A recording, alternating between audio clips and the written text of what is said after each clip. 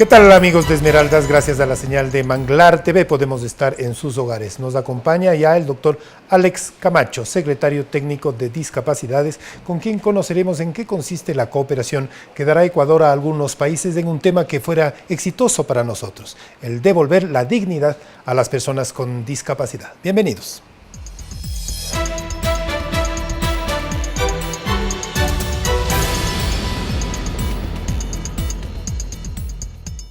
Señor secretario, muchísimas gracias por haber aceptado esta invitación.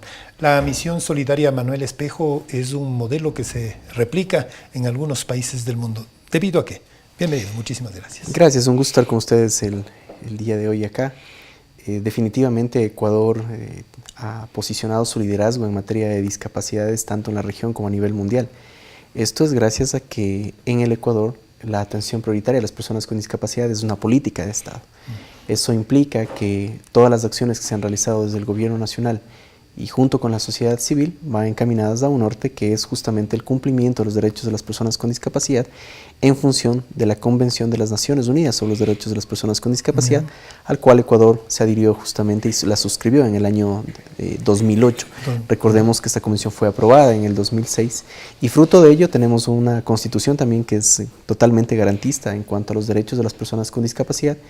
Y desde el fruto del proceso de la misión solidaria Manuel Espejo, la construcción participativa de la Ley Orgánica de Discapacidades, en donde de igual manera se recogen estos preceptos. Ahora, para que sea exitoso un modelo como el Manuel Espejo, ¿es necesario que se transforme en política de Estado? Es decir, en los países amigos con los que Ecuador está cooperando, ¿es necesario, es indispensable esto o es también un proceso de concienciación? Sin duda alguna, en primer lugar, lo más importante es la identificación y la visibilización de las personas con discapacidad y de sus necesidades, en un proceso paulatino de transformación y por supuesto también de institucionalización. Eso requiere en muchos casos también cambiar totalmente la legislación, adaptarla a la Convención de las Naciones Unidas sobre los Derechos de las Personas con Discapacidad, que sea coherente con la misma y por supuesto también una decisión de Estado de la prioridad que se tiene que dar a este tema en la agenda social. Usted dice, con todo ello, definitivamente, sí pasa a ser un tema de atención prioritaria. Claro. Usted dice visibilización. Esto es un proceso, porque sabemos, desgraciadamente sucedía y con demasiada frecuencia el hecho de que los familiares a veces como que ocultaban a las personas con discapacidad y no les daban el cumplimiento pleno de sus derechos, ¿no? Al ser invisibles, estos no se podían cumplir. Sin duda alguna, sin saber dónde están, quiénes son y qué necesitan, difícilmente se puede avanzar en política pública.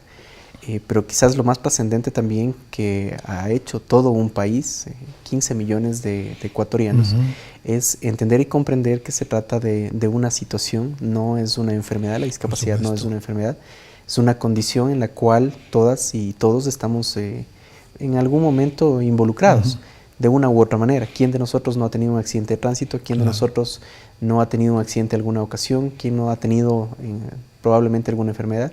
Y son circunstancias que no solamente se derivan necesariamente, sino también de la misma condición y del mismo proceso evolutivo del ser humano. Pero sobre ello, lo importante es que en Ecuador se ha cambiado y se ha dado un giro radical a este tema.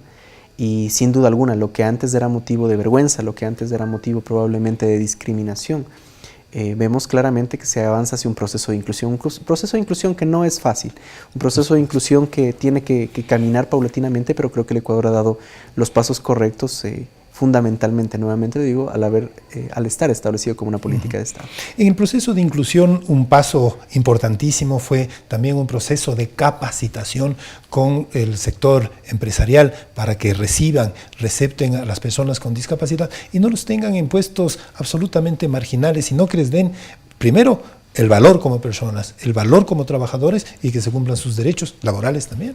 Así es, sin duda alguna el sector privado ha jugado un rol fundamental en el cumplimiento de la ley que establece el 4% de la nómina en aquellos lugares en donde existe más de 25 trabajadores, que el 4% sean personas con discapacidad, y han dado realmente una muestra al continente, ya que Ecuador ha avanzado de una inclusión laboral de 9.000 personas que trabajaban en el año 2009 a cerca de 77.000 en los actuales momentos, en el año 2014.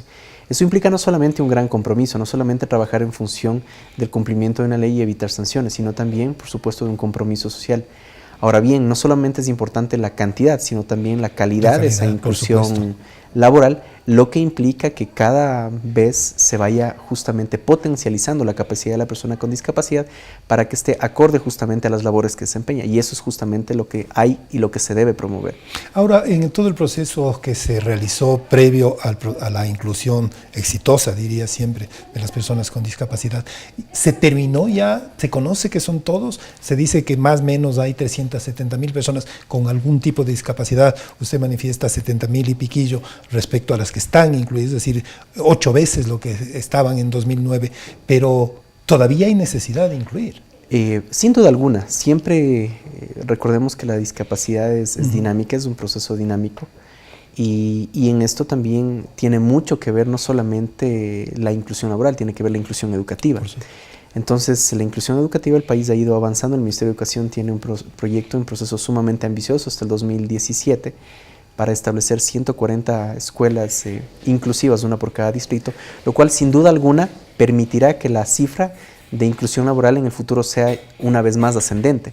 Es verdad, usted lo ha dicho, hemos avanzado fundamentalmente en este tiempo con un ascenso paulatino de la cifra de inclusión laboral, pero creo que hemos llegado a una meseta, en donde definitivamente en este momento sí hay la necesidad de reforzar aún más la capacitación, pero sin duda alguna ya no pensar solamente en este momento, sino en el futuro, en función justamente de la inclusión educativa. Mayores cifras de inclusión educativa, sin duda alguna, se reflejará en el futuro de mayores oportunidades para las personas con discapacidad de estar incluidas laboralmente y, por supuesto, socialmente. Ahora, tal vez un paso que sería exitoso, me imagino que ustedes ya lo emprendieron, y es que estas personas con discapacidad no solamente pertenezcan a un rol de pagos, estén en una empresa, sino que tengan tal vez su independencia, una independencia productiva. Sin duda alguna, luego del proceso que hemos desarrollado y que hemos venido desarrollando junto al vicepresidente Lenín Moreno, por supuesto, en este proceso histórico de la Misión Solidaria Manuel Espejo, el vicepresidente Jorge Glass toma justamente la posta y va cambiando justamente el concepto de trabajo en materia de discapacidad, pasando de un proceso de atención más bien a un proceso de inclusión, en donde una de sus metas y de las metas justamente de la vicepresidencia justamente en el marco del cambio de la matriz productiva es la inclusión productiva de las personas con discapacidad. No solamente que las personas con discapacidad esperen de un empleo remunerado bajo una nómina, sino también que tengan la posibilidad de desarrollar bajo un asesoramiento técnico la posibilidad de generar otros aspectos de inclusión económica y, por supuesto, de aportación económica al país. En ese sentido, la Secretaría Técnica de Discapacidades cuenta con técnicos a nivel nacional, 32 técnicos a nivel nacional distribuidos en todo el territorio del Ecuador, en donde recogen la idea de la persona con discapacidad. ¿Sí? Esa idea la transforman en un plan de negocios que se lo trabaja en conjunto, en donde se hace un análisis del mercado local, donde se establece toda una estrategia de marketing, un posicionamiento de marca, y que junto al apoyo del MICPRO y junto con el Banco Nacional de Fomento, el Banco Nacional de Fomento otorga un crédito a tasa preferencial a las personas con discapacidad, es decir, no sujeto de dádiva, sino más bien bajo un compromiso de pago. Y bueno, y hasta el momento tenemos alrededor ya de 100 emprendimientos, de 100 proyectos en marcha. ¿Qué tipo la tasa de morosidad no llega al 1%, es decir, realmente muy bueno. Estándares más bajos. De hecho, ejemplo a otros sectores. Y es más, se ha convertido ya probablemente en un nuevo mercado para las instituciones financieras. Esto, en primer lugar, rompe el mito de que las personas con discapacidad no eran sujetos de crédito. En primer lugar, legalmente lo son. Segundo, tienen la capacidad de hacerlo siempre y cuando hay el asesoramiento del caso. Y acá tenemos proyectos sumamente importantes, desde la elaboración de sillas de ruedas deportivas para exportación. Tenemos productos y algunos elementos de seguridad elaborados por personas con discapacidad, justamente para el control de ingreso y acceso a edificios. En el sector productivo, en lo que se refiere a panaderías, restaurantes, elaboración de artesanías, es decir, es realmente diverso, granjas, es decir, realmente el espectro de emprendimientos y de proyectos es bastante rico. Y está dando sus frutos, y ahí la tasa de morosidad justamente lo demuestra. Ahora, me imagino que el nivel de escolaridad o de preparación entre las personas con discapacidad, y no quiero sonar de ninguna manera peyorativo, sino tal vez esa es mi visión, puede ser una visión de ignorancia, pero tal vez el nivel de escolaridad, de preparación es más bajo porque estuvieron siempre marginados, invisibilizados. El mismo hecho de que no se haya trabajado en función de la inclusión, sin duda alguna ha generado que no hayan existido las mismas oportunidades. Yeah. Creo que desde el año 2007 el país, el gobierno nacional, ha reflejado justamente una oportunidad de cambio a todas y a todos, y las personas con discapacidad no han sido la excepción. Sin duda alguna el proceso de educación y de implementación de educación inclusiva no se lo puede hacer de la día a la mañana. Se trata de todo un trabajo de cambio curricular, de fortalecimiento docente, de trabajo en lo que se refiere a accesibilidad en los establecimientos educativos. Es todo un proceso, pero ya se va avanzando y las cifras que refleja el Ministerio de Educación son bastante complacientes, no satisfactorias todavía porque hay mucho por hacer, pero sin duda alguna el país va en el camino correcto. Ahora, este modelo que usted marca aquí como camino correcto, que sin duda lo es ahora también algo que se replica. Uruguay sin barreras, ¿en qué consiste este programa? Bueno, Uruguay sin barreras es el modelo, básicamente, réplica más importante que ha establecido la Vicepresidencia de la República a través de la Secretaría Técnica de Discapacidades. Está enmarcado básicamente en la cooperación sur-sur, una cooperación realmente franca, técnica, en donde el país justamente ha compartido su experiencia, el Ecuador ha compartido su experiencia con la hermana República del Uruguay, y en donde tuvimos la posibilidad de implementar un pilotaje en la provincia de Artigas. Artigas es una provincia al norte del Uruguay, en donde se realizó un pilotaje, se estudiaron alrededor de 1000 personas y es un estudio justamente biopsicosocial, clínico y genético. Es justamente el punto de partida más importante, saber dónde están, quiénes son y qué necesitan las personas con discapacidad.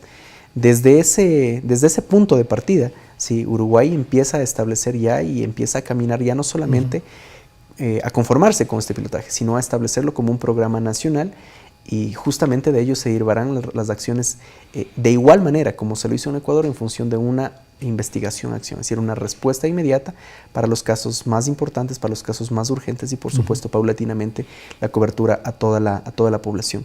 Implica también haber transferido todo ese know-how, todo ese conocimiento en lo que se refiere a las estrategias no solamente operativas, sino también a las estrategias de campo y por supuesto, por qué no decir también, las estrategias en cuanto al fortalecimiento con la sociedad civil y el trabajo que esto amerita.